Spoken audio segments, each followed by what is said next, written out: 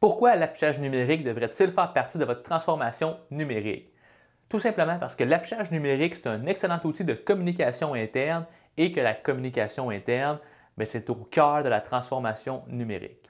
Donc, on peut se demander qu'est-ce que la transformation numérique? Il existe plusieurs définitions et sans en choisir une spécifiquement, il y a quelques éléments clés qui regroupent chacune des définitions. Donc, on parle d'investissement en technologie avec pour but de créer de la valeur pour les clients et les employés.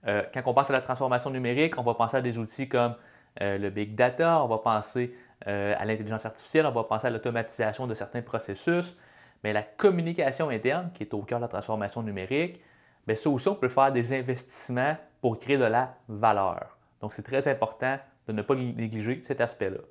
Donc, pourquoi la communication interne, c'est au cœur de la transformation numérique? Bien, pour deux axes principalement. Premièrement, il y a l'axe des technologies en elles-mêmes, donc des technologies comme l'affichage numérique, les courriels, les outils de messagerie instantanée comme le chat finalement. Et il y a aussi l'axe plus humain, donc l'axe culture d'entreprise. Parce que quand on parle de transformation numérique, on parle de changement et bien, une bonne communication interne permet de créer un climat qui est favorable au changement. Donc, on peut communiquer les raisons pour lesquelles on fait cette transformation-là, rappeler quels sont les processus, puis expliquer les bénéfices de ces changements-là qu'on met en place. Pourquoi l'affichage numérique, c'est un excellent outil de communication interne? On va penser, dans un contexte, par exemple, manufacturier, aux employés qui sont sur le plancher de production.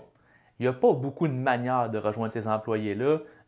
Ils n'ont pas accès à leur mobile pendant qu'ils travaillent, ils n'ont pas accès à leur ordinateur non plus. En fait, souvent, là, ils n'ont même pas d'adresse courriel corporative. Donc, pour leur expliquer des messages, leur passer des informations importantes, les options sont assez limitées. Il peut y avoir des affiches papier, pas nécessairement dynamiques et difficiles à mettre à jour.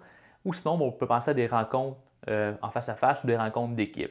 Ça, c'est excellent pour aller en profondeur dans un certain sujet, par exemple donner une formation. Par contre, pour faire des rappels par la suite, ce n'est pas nécessairement efficace. Alors que l'affichage numérique, c'est des communications qui passent, qui sont là en permanence. Ça permet de rappeler ces informations-là de manière quasiment, je veux dire, subliminale. Ça peut être automatisé en se connectant à des outils, par exemple, qui produisent des données, donc pour afficher automatiquement des informations à l'écran. Donc, quels sont les types de messages que l'on peut partager avec l'affichage numérique pour améliorer la communication interne?